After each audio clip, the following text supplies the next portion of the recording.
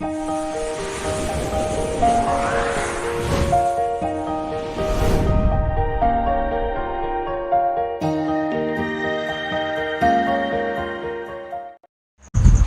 Everyone, एक बार फिर से वेलकम है आपके अपने यूट्यूब चैनल प्राणवी ट्यूटोरियल्स में। मैं हूं पंकज पाठक। पिछले लेक्चर में जैसा कि हमने कहा था आपसे कि आज हम स्टार्ट करेंगे क्लास 12 की केमिस्ट्री का सेकंड लेसन।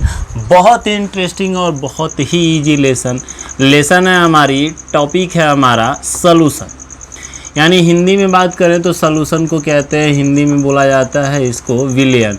तो आज हम पढ़ेंगे सॉल्यूशन क्या है, विलयन के रिलेटेड सारे टॉपिक्स। पढ़ने क्या है आपको इस लेसन में, लेसन की बात कर लें तो क्या आपको पढ़ना है इस लेसन में, तो आपको बेसिकली अगर हम बात करें तो सॉल्यूशन के टॉपिक से आपको न्यूमेरिकल टर्म ही पढ़ने हैं। यानी सॉल्यूशन के टॉपिक में आपको कॉन्सेंट्रेशन टर्म पढ़ने हैं। कॉन्सेंट्रेशन टर्म क्या होते हैं, कॉन्सेंट्रेशन कितने तरीके से हम इनको रिप्रेजेंट कर सकते हैं, यानी किसी भी सब्सटेंस यानी किसी भी सॉल्यूशन के कॉन्सेंट्रेशन टर्म को हम कितने तरह से व्यक्त कर सकते हैं, कितने तरीके से शो कर सकते हैं। फिर आएगा आपका अणुसंख्य गुण। अणुसंख्य गुण 4 तरह का होगा। आपका चारों नेचर पढ़ना है आपको, वांठा फैक्टर है। यानी ये लेसन पूरी तरह से अगर हम बात कर लें, ओवरऑल कर लें, तो ये लेसन पूरी तरह से आपका मैथ डिपेंड लेसन है, पूरी तरह से न्यूमेरिकल बेस्ड लेसन माना जाता है। और इससे क्वेश्चन बहुत पूछे जाते हैं जेईई में, नीट में। यानी इस लेसन की अगर हम बात करें तो ये लेसन अपने आप में न्यूमेरिकल टर्म की दृष्टि से बहुत ही इंपॉर्टेंट टर्म माना जाता है। तो चलिए देखते हैं क्या होता है सॉल्यूशन। सॉल्यूशन किसको कहते हैं, पहले इसका इंट्रोडक्शन तो देख लें कि सॉल्यूशन कहते हैं किसको हैं। आते हैं टॉपिक पे हमारे। विलयन क्या होता है, अगर हम विलयन की बात करें तो 2 या 2 से अधिक पदार्थों का एक समांगी मिश्रण कहलाता है विलयन। यानी 2 या 2 से अधिक पदार्थों का समांगी मिश्रण ही विलयन कहलाता है। टर्म में याद रखिएगा, हमने बात कही सॉल्यूशन की, सॉल्यूशन में हमने 2 टर्म का यूज किया। पहले टर्म हमारा जो रहा कि सॉल्यूशन क्या होता है, तो सॉल्यूशन एक तरह का होमोजीनियस मिक्सचर है। सॉल्यूशन एक तरह का समांगी मिश्रण है, होमोजीनियस मिक्सचर माना जाता है। पहला टर्म हमारे पास ये है। और सेकंड की बात कर लें, सेकंड जो हमने कहा कि इसमें 2 आर मोर, 2 या 2 से अधिक कंपोनेंट्स प्रेजेंट हो सकते हैं इनके पास। 2 या 2 से अधिक कंपोनेंट्स मौजूद हो सकते हैं, यानी 2 या 2 से अधिक पदार्थों का जो समांगी मिश्रण होता है उसी समांगी मिश्रण को कहते हैं सॉल्यूशन बोला जाता है, उसी को कहते हैं विलयन। अब टर्म में यहाँ लिखा हुआ है समांगी मिश्रण क्या होता है, होमोजीनियस मिक्सचर। तो होमोजीनियस मिक्सचर का मतलब होता है कि एक ऐसा सॉल्यूशन लीजिए, एक ऐसा सॉल्यूशन जिसके सभी जगह के सैंपल बिल्कुल एक जैसा नेचर दिखाते हो, नेचर में बिल्कुल सेम हो, वो कहलाता है होमोजीनियस मिक्सचर। जैसे अगर मान लीजिए हमने चीनी और पानी का मिश्रण बनाया और अगर हम एक बर्तन में रखते हैं तो बर्तन के ऊपरी सिरे से थोड़ा सा सैंपल लेते हैं, बीच में से लेते हैं और नीचे लेते हैं। तीनों सैंपल का अगर हम टेस्ट करें तो क्या आपको तीनों सैंपल डिफरेंट टाइप का नज़र आएगा? नहीं। क्यों? क्योंकि वो पूरी तरह से आपस में घुले हुए हैं, पूरी तरह से मिले हुए हैं। इसके अदर साइड अगर मान लीजिए हमने एक गिलास के अंदर रेत मिला दिया और रेत को उसके अंदर घोल दिया, कुछ देर के बाद आप देखेंगे तो रेत नीचे में बैठ जाएगी और पानी ऊपर थोड़ा सा ऊपर हो जाएगा, रेत नीचे तली में बैठना शुरू हो जाएगी। अगर रेत नीचे तली में बैठी है तो आप बताइए, अगर हम नीचे से सैंपल लें जहाँ पे रेत इकट्ठा है और अगर हम ऊपर का सैंपल लें जहाँ पे रेत की मात्रा नहीं है, तो क्या दोनों का नेचर सेम दिखा?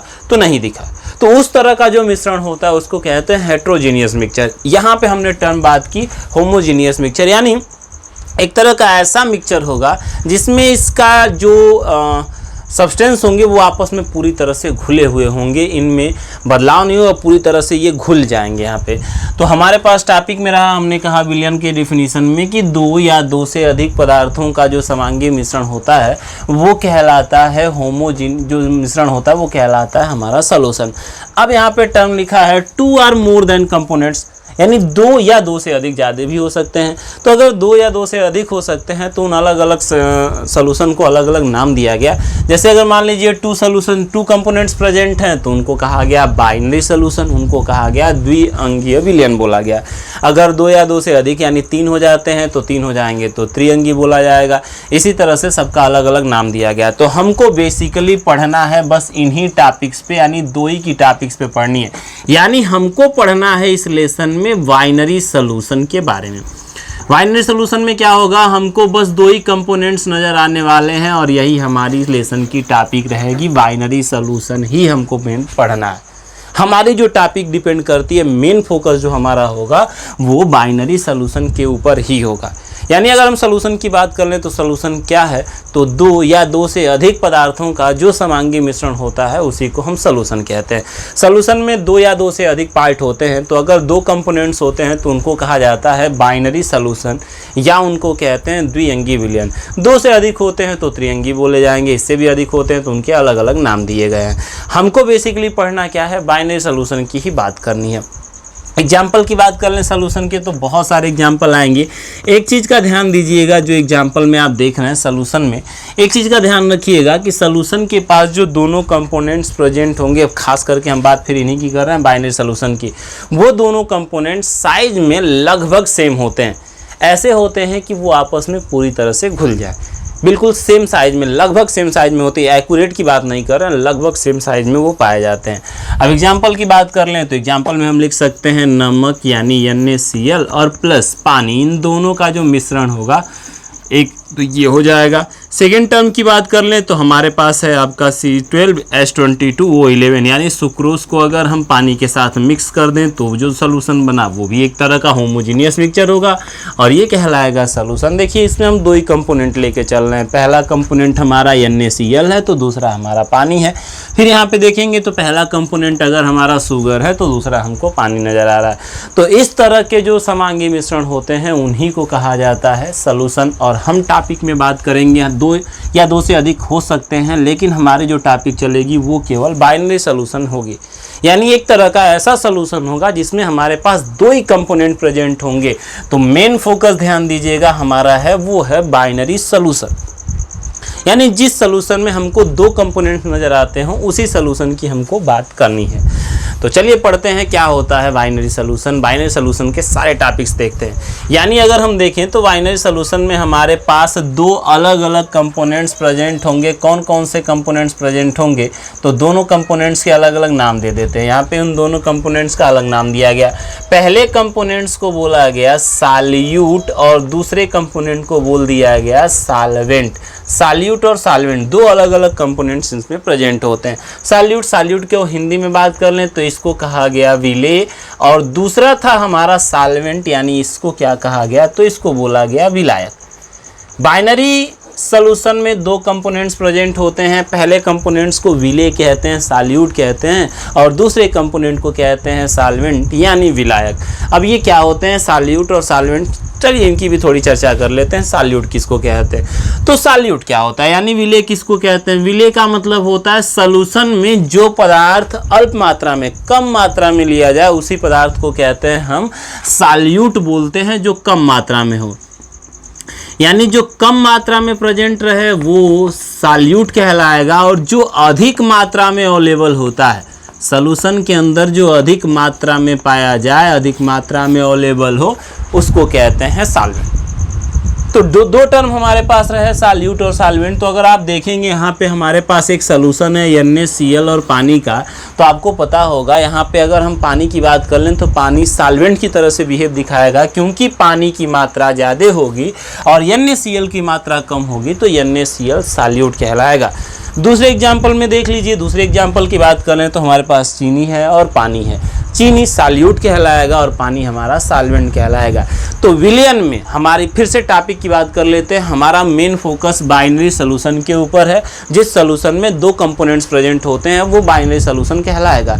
और इस बाइनरी सोल्यूशन में दो कंपोनेंट की बात है तो पहले कंपोनेंट को बोला गया विलेय और दूसरे कंपोनेंट्स को कहा जाता है विलायक।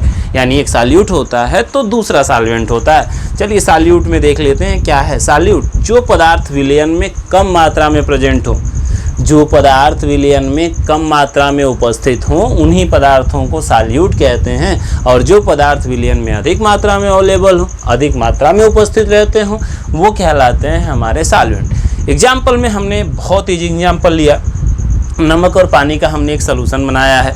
नमक की मात्रा कम रहेगी इसलिए नमक सॉल्यूट कहलाया, और पानी की मात्रा ज़्यादा होगी इसलिए यहाँ पे पानी सॉल्वेंट कहलाएगा। दूसरे एग्जाम्पल में हमने चीनी लिया है और पानी लिया। चीनी को हमने पानी के अंदर घोल दिया, तो अगर हमने चीनी को पानी के अंदर घोल दिया तो जाहिर सी बात है चीनी की मात्रा पानी की मात्रा से कम ही रहेगी, तभी वो घुलेगा। अगर कम है चीनी तो चीनी यहाँ पे सॉल्यूट कहलाएगा, और पानी अगर ज़्यादा है तो पानी कहलाएगा हमारा सॉल्वेंट। तो अब आगे बढ़ते हैं, सॉल्यूशन को डिवाइड करते हैं, इनको बेसिकली कैसे तरीके से कितने फॉर्म में इनको हम चेंज कर सकते हैं, तो थोड़ा सा चर्चा उनकी भी कर लेते हैं कि सॉल्यूशन का बेसिक प्रारूप क्या होता है, कितने तरीके से इनको क्लासिफाइड हम कर सकते हैं। फिर बात देखते हैं कितने तरीके से ये डिवाइड होंगे। तब तक आप चाहें तो इनका स्क्रीनशॉट ले लीजिए। फिर आगे बढ़ते हैं, इनको करते हैं इरेज।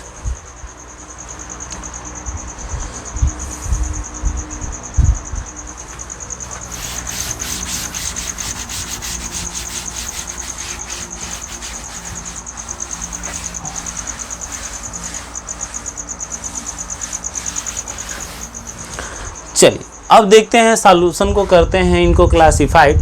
यानी अगर हम टॉपिक की बात कर लें, अगर हम सॉल्यूशन को क्लासिफाइड कर दें तो यहाँ पे ध्यान दीजिएगा, हम सॉल्यूशन का करने जा रहे हैं क्लासिफिकेशन। तो यहाँ पे अगर हमने सॉल्यूशन का कर दिया क्लासिफिकेशन, तो सबसे पहले सॉल्यूशन को डिवाइड किया गया, क्लासिफाइड किया गया दो बेसिस के आधार पे। पहला जो इनको डिवाइड करने का तरीका रहा वो रहा ऑन द बेसिस ऑफ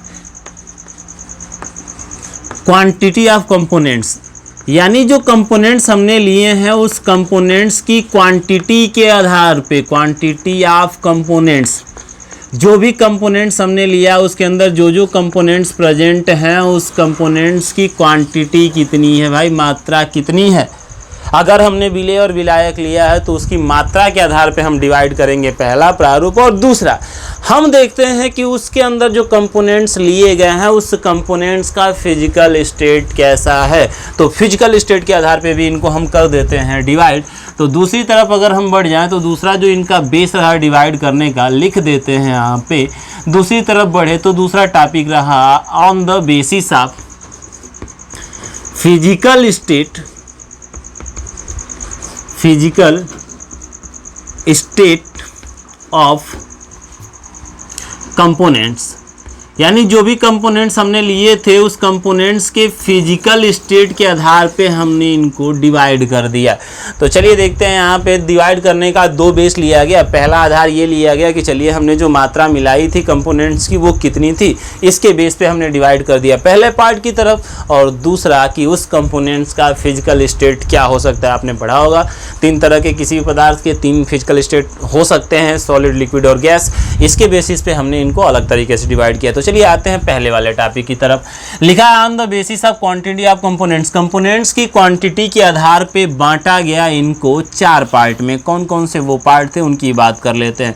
तो पहला जो सॉल्यूशन होता है उसको हम कहते हैं डाइल्यूट सॉल्यूशन। पहले सॉल्यूशन की बात कर लेते हैं, इनको बोला जाता है डाइल्यूट सॉल्यूशन। दूसरे सॉल्यूशन की बात कर लें तो दूसरे को कहते हैं कॉन्सेंट्रेटेड सॉल्यूशन,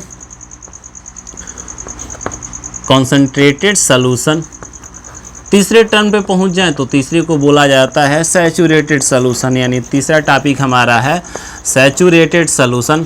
और चौथे तरफ अगर बढ़ जाएं, चौथे बात कर लें तो चौथी टॉपिक हमारी आती है अनसैचुरेटेड सॉल्यूशन।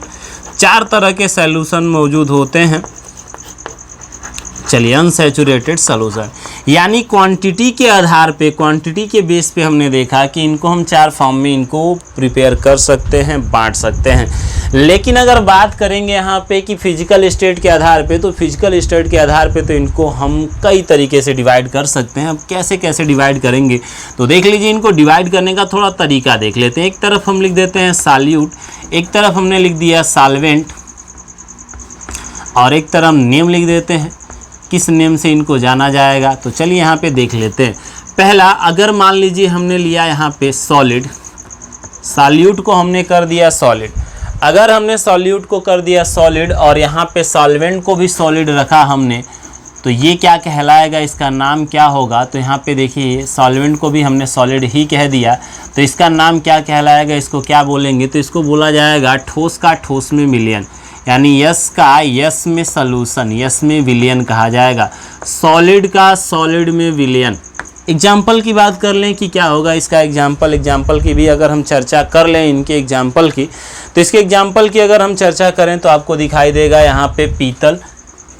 इसमें एग्जाम्पल में अगर देखना चाहें तो एग्जाम्पल भी देख सकते हैं। इसका एग्जाम्पल हो जाएगा यहाँ पे पीतल के अंदर कॉपर और जिंक होता है, दोनों एक समांगी मिश्रण में पाए जाते हैं, तो ये कहला जाएगा आपका पहला। सॉलिड का सॉलिड में विलयन यानी ठोस का ठोस में विलयन। तो ठोस का ठोस में विलयन क्या होता है?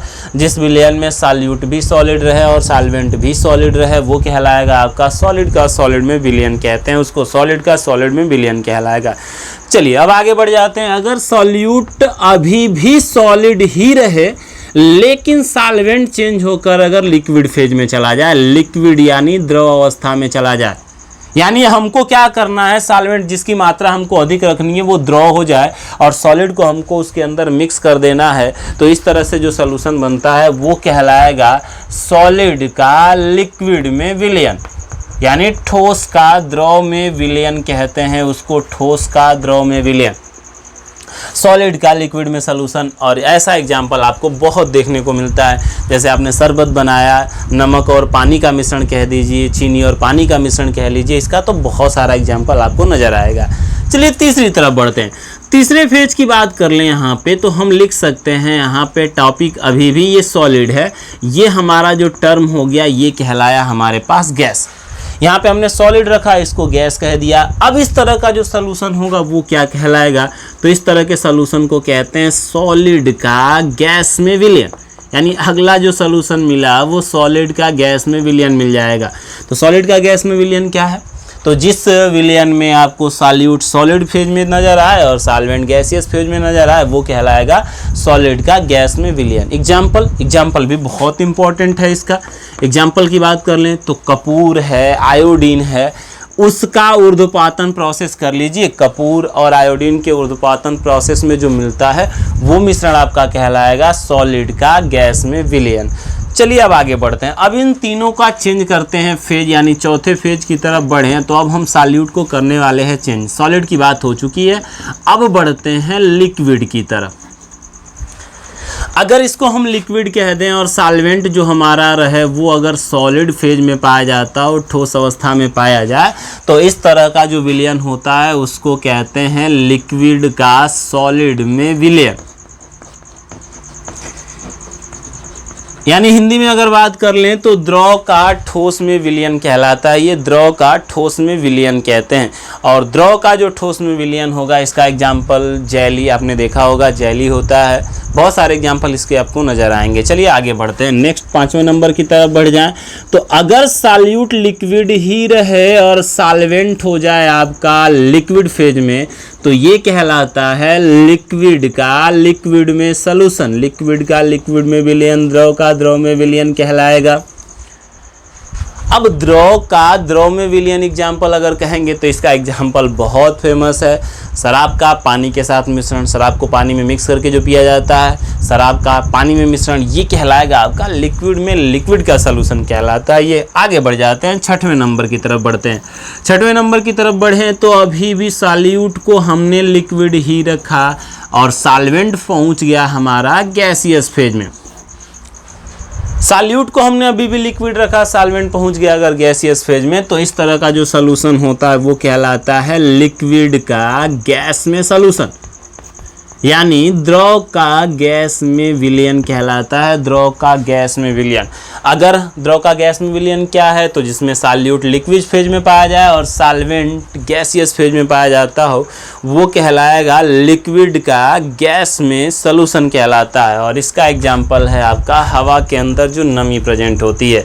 हवा एक तरह का आपका गैसियस फॉर्म में पाया जाता है, सॉल्वेंट के रूप में रहता है, और जो नमी यानी पानी रहता है उसके पास जलवाष्प पाया जाता है वो कहलाएगा आपका लिक्विड का गैस में विलयन कहलाता है। चलिए अब बाकी करते हैं अगले नंबर की बात, यानी 7वें नंबर की बात कर लेते हैं। तो अब यहाँ पे फेज उत्पन्न होता है गैस से, यानी अगर हमारे पास एक तरह का सॉल्यूट जो गैस फेज में है और अगर सॉल्वेंट सॉलिड फेज में हो, ध्यान दीजिएगा यहाँ पे सॉल्वेंट हमारा सॉलिड में है और गैस में ये है, तो इस तरह का जो सॉल्यूशन होता है वो कहलाएगा गैस का सॉलिड में विलयन, यानी गैस का द्रव में ठोस में विलयन कहलाता है। अब गैस का ठोस में विलयन एग्जाम्पल, पैलेडियम की सतह पे हाइड्रोजन गैस का एब्जॉर्ब होना, हाइड्रोजन गैस का अवशोषित हो जाना, ये क्या कहलाएगा आपका गैस का सॉलिड में विलयन कहलाता है। अगला नंबर बढ़ जाए, यानी 8वें नंबर की तरफ बात कर लें, 8वें नंबर की तरफ अगर बढ़ जाए तो 8वें नंबर में मिलेगा आपका गैस का लिक्विड के साथ सलूशन। बहुत इंपॉर्टेंट टर्म है ये, गैस का लिक्विड के साथ सलूशन, तो ये कहलाएगा गैस का लिक्विड में विलयन। तो चलिए गैस का लिक्विड में विलयन क्या होगा, तो जिसमें टर्म में आपको दिखाई दे रहा होगा, अभी इसको बता देते हैं। जिसमें सॉल्यूट जो हो गैसियस फेज में रहे, सॉल्वेंट लिक्विड फेज में रहे, वो कहलाएगा गैस का लिक्विड में विलयन। और इसके एग्जाम्पल की बात कर लें कि गैस का लिक्विड में विलयन इसका एग्जाम्पल क्या होता है, तो इसका एग्जाम्पल बहुत सारा मिलेगा आपको। जैसे आपने थम्स अप देखा होगा, बोतल खोली जाती है तो बहुत तेज़ी से ऊपर आता है, उसके अंदर CO2 गैस होती है, कोका कोला, ये सारी चीज़ें आपका कहलाएंगी गैस का लिक्विड में विलयन। और अंतिम टर्म की बात कर लेते हैं भाई, 9वें टर्म की बात कर लें तो वो होगा आपका गैस के साथ सलूशन, यानी गैस का गैस के साथ विलयन, गैस का गैस में विलयन। अब गैस का गैस में विलयन तो बहुत आसान एग्जाम्पल है, सभी गैसें आपस में मिक्स हैं, हवा हो जाएगी। तो इस तरह से फिजिकल स्टेट के आधार पे, जो कंपोनेंट्स का जो फिजिकल स्टेट था उसके आधार पे 9 तरीके से बांटा जाता है सॉल्यूशन को। कैसे बांटा हमने, तो देखिए हमने सबसे पहले क्या किया कि सॉल्यूट का फेज फिक्स कर दिया और सॉल्वेंट के फेज को चेंज करते चले गए। तो अगर हमने सॉल्यूट का फेज फिक्स कर दिया और सॉल्वेंट के फेज को चेंज करते चले गए तो अलग अलग नाम दिया गया। अब यहाँ पे पूछा जाता है, ध्यान दीजिएगा, जो बगल वाला टर्म है वो सॉल्वेंट के स्टेट को बताता है और जो पहले वाला टर्म होता है वो सॉल्यूट के फेज को बताता है। सपोज करिए आपसे पूछ दे लिक्विड का सॉलिड में विलयन क्या होता है, यानी जो बगल में हमारे पास सॉलिड लिखा गया है ये हमारा सॉल्वेंट का फेज बता रहा है और जो पहले लिखा गया है वो सॉल्यूट का फेज बता रहा होगा। क्लियर रहिएगा इसमें। अगर कह दे कि बताइए लिक्विड का सॉलिड में विलयन क्या है, तो लिक्विड का सॉलिड में विलयन मतलब जिस विलयन में लिक्विड फेज जो होता है वो सॉल्यूट रहता है और सॉलिड फेज में पाया जाता है, बिल्कुल सॉलिड फेज में पाया जाता है सॉल्वेंट, वो कहलाएगा लिक्विड का सॉल्यूशन में, लिक्विड का सॉलिड में विलयन। तो ऐसे ही आपके ये सारे टॉपिक रहे, यानी अगर हमारे पास सॉल्यूट सॉलिड में रहे लेकिन अगर सॉल्वेंट चला जाए हमारा सॉलिड में तो कहलाएगा सॉलिड का सॉलिड में विलयन। अगर अभी भी सॉल्यूट सॉलिड में है और अगर सॉल्वेंट हमारा लिक्विड में पहुंच जाए तो सॉलिड का लिक्विड में सॉल्यूशन कहलाएगा। अगर सॉल्यूट सॉलिड हो और सॉल्वेंट हमारा गैसियस फेज में प्रेजेंट हो तो कहलाएगा सॉलिड का गैस में विलयन। अगर हमारे पास सॉल्यूट लिक्विड हो और सॉल्वेंट सॉलिड स्टेट में रहे तो कहलाएगा लिक्विड का सॉलिड में सॉल्यूशन। अगर सॉल्यूट लिक्विड रहे और सॉल्वेंट लिक्विड हो जाए तो लिक्विड का लिक्विड में सॉल्यूशन। अगर ये लिक्विड हो जाए और सॉल्वेंट गैसियस फेज में आ जाए तो लिक्विड का गैस में विलयन। तो इस तरीके से हमने इनको 9 रूपों में डिवाइड कर दिया। ध्यान रखिएगा, हम कोलाइडी विलयन की बात बिल्कुल नहीं कर रहे हैं, कोलाइडी टर्म की बात भी नहीं कर रहे हैं, क्योंकि कोलाइडी टर्म एक तरह का हेट्रोजीनियस मिक्सचर माना जाता है, तो उस टॉपिक की बात हम छोड़ देते हैं।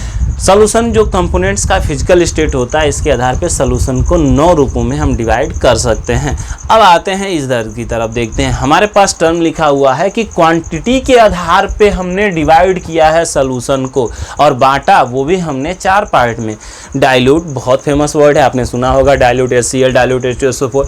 तो एक हुआ हमारा डाइल्यूट सॉल्यूशन, दूसरा होता है कॉन्सेंट्रेटेड सॉल्यूशन, कॉन्सेंट्रेटेड, थर्ड है हमारे पास सैचुरेटेड और अंतिम है अनसैचुरेटेड सॉल्यूशन।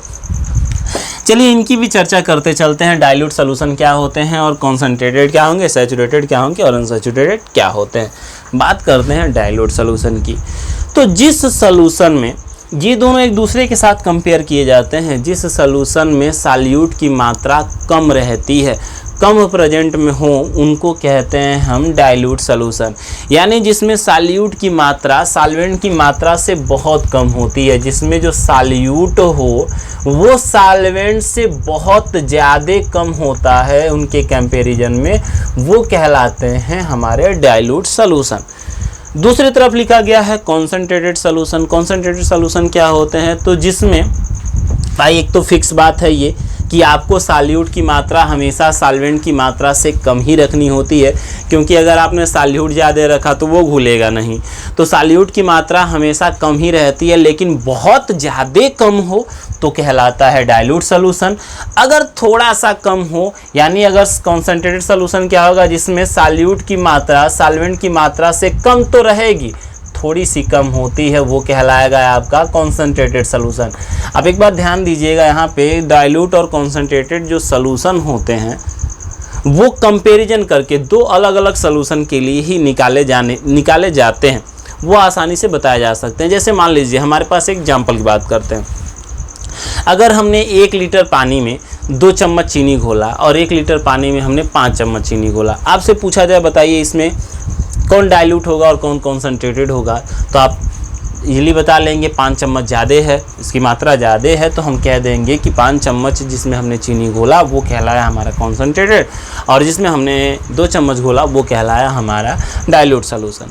यानी अगर आपसे क्वेश्चन, ये हमेशा कंपैरिजन के रूप में ही बताया जा सकते हैं। इनकी जो लिमिट हमने जो कंपोनेंट्स की क्वांटिटी की बात की वो इसी बेस पे हमने की, जिसमें मात्रा कम रहती है। जैसे मान लीजिए हमने 1 लीटर चीनी लिया और 1 लीटर पानी लिया और उसमें हमने 200 ग्राम चीनी घोल दिया, तो क्या हम इसमें एक्यूरेट बता सकते हैं कि इसको हम क्या कहेंगे, कॉन्सेंट्रेटेड कहेंगे या फिर डाइल्यूट कहेंगे? तो इसका बताना थोड़ा सा मुश्किल है। तो ये जो डाइल्यूट और कॉन्सेंट्रेटेड टर्म की बात है, ये जनरली अगर हम बात करें तो दो सॉल्यूशन का एक तरह का कंपैरिजन होता है, कंपैरिजन करके ही बताया जा सकते हैं। जैसे मान लीजिए हमारे पास ये 2 चाक है, ये छोटा है, ये भी है। आपसे पूछा जाए इनको कंपैरिजन कीजिए कि कौन बड़ा है, तो अगर हम कंपैरिजन करेंगे इसमें जो बड़ा दिखाई दे, तो ये जो सारी चीज़ें आपको नज़र आ रही हैं वो कंपैरिजन की बात है। डाइल्यूट और कॉन्सेंट्रेटेड जो सॉल्यूशन होते हैं सिंगल सॉल्यूशन में बताने थोड़े से संभव नहीं है, सिंगल सॉल्यूशन में पूरा क्लियरिटी नहीं बताया जा सकता, इसलिए डबल सॉल्यूशन के साथ, 2 अलग अलग मिश्रण के साथ, 2 अलग अलग विलयन के साथ ही कंपैरिजन करके बताए जाते हैं। लेकिन वैसे जनरली जो डिफिनीशन की बात थी, तो डाइल्यूट सॉल्यूशन क्या होता है, तो जिस सॉल्यूशन में सॉल्वेंट की मात्रा सॉल्यूट से थोड़ी बहुत ज़्यादा हो जाती है वो कहलाती है डाइल्यूट सॉल्यूशन, और जिसमें सॉल्वेंट की मात्रा सॉल्यूट की मात्रा से थोड़ी सी अधिक होती है वो कहलाएगा हमारा कॉन्सेंट्रेटेड सॉल्यूशन। चलिए अब बात कर लेते हैं सैचुरेटेड और अनसैचुरेटेड की भी। सैचुरेटेड सॉल्यूशन क्या होता है, जिस सॉल्यूशन में सॉल्यूट अपने मैक्सिमम लिमिट में घुला हो, जिस सॉल्यूशन में सॉल्यूट की मात्रा अधिकतम घुली हो वो कहलाएगा आपका सैचुरेटेड सॉल्यूशन। यानी जिस सॉल्यूशन में अब और अधिक हम सॉल्यूट न घोल सकें वो कहलाएगा हमारा सैचुरेटेड सॉल्यूशन। ऐसा होता क्यों है, ऐसा इसलिए होता है कि सॉल्यूशन और जो सॉल्यूट घुल रहा है उन दोनों के बीच में एक तरह का साम्य स्थापित हो जाता है, और अगर साम्य स्थापित हो जाएगा तो वो वहीं पे ब्रेक हो जाता है उनका घुलना। और अंतिम में यहाँ लिखा हुआ है अनसैचुरेटेड सॉल्यूशन। अनसैचुरेटेड सॉल्यूशन क्या है, तो जिस सॉल्यूशन में, अनसैचुरेटेड सॉल्यूशन की बात करते हैं, जिस सॉल्यूशन में सॉल्वेंट की मात्रा घोले जा सके, यानी जिस सॉल्यूशन में सॉल्वेंट की मात्रा अधिकतम से कुछ कम होती है, अधिकतम मात्रा से कुछ कम मात्रा में घुला होता है सॉल्यूट, वो कहलाएगा आपका अनसैचुरेटेड सॉल्यूशन। ध्यान दीजिएगा टॉपिक में, जिस सॉल्यूशन में सॉल्यूट मैक्सिमम लिमिट में घुला हो, अपने अधिकतम मात्रा में जितना घुल सके उतना घुला हो वो कहलाएगा सैचुरेटेड, और जिस सॉल्यूशन में सॉल्यूट अपने अधिकतम मात्रा से कुछ कम, मैक्सिमम लिमिट से कुछ कम घुला हो वो कहलाएगा अनसैचुरेटेड सॉल्यूशन। यानी जनरली बात कर लें तो सैचुरेटेड सॉल्यूशन में हम सॉल्यूट की और अधिक मात्रा नहीं घोल सकते, निश्चित टेम्परेचर पे, टेम्परेचर को हिट करके ऐसा किया जा सकता है, लेकिन एक नियमित ताप पे हम ऐसा नहीं कर सकते। और अनसैचुरेटेड में क्या होता है, तो अनसैचुरेटेड सॉल्यूशन में हमारे पास एक तरह का ऐसा सॉल्यूशन होगा जिसमें हम सॉल्यूट की मात्रा घोल सकें। तो ये रहा हमारा एक सॉल्यूशन का एक सिंपल इंट्रोडक्शन। यानी सॉल्यूशन क्या थे, तो आपने देखा सॉल्यूशन 2 या 2 से अधिक पदार्थों का एक समांगी मिश्रण होता है। समांगी मिश्रण क्या था, तो जिसके सभी सैंपल के नेचर समान हो वो समांगी मिश्रण। और एक जनरल ये भी कहा जाता है कि जिन्हें सामान्य विधि द्वारा अलग अलग न किया जा सके, जैसे मान लीजिए हमने शरबत बनाया तो क्या हम उनके पानी को और चीनी को अलग कर सकते हैं, नहीं कर सकते, तो ये कहलाएगा हमारा समांगी मिश्रण। फिर हमने देखा कि हमने सोल्यूशन को कर दिया डिवाइड, और डिवाइड करने का हमारे पास दो बेस रहा। हमने पहले कंपोनेंट्स की क्वालिटी की बात कर ली और क्वांटिटी की बात कर ली, मात्रा की बात कर ली, और दूसरी तरफ हमने उनके फिजिकल टर्म की बात कर ली। तो अगर फिजिकल स्टेट के आधार पर देखा जाए तो हमने इनको 9 तरीके से डिवाइड किया, लेकिन क्वांटिटी के टर्म के आधार पर देखा जाए तो हमने 4 तरह से इनको डिवाइड कर दिया। और फिर से टॉपिक की बात करते हैं तो हम यहाँ जो भी सोल्यूशन पढ़ेंगे वो बाइनरी सोल्यूशन ही होगा, यानी हमको केवल 2 ही कंपोनेंट्स वाले सोल्यूशन का जिक्र करना है।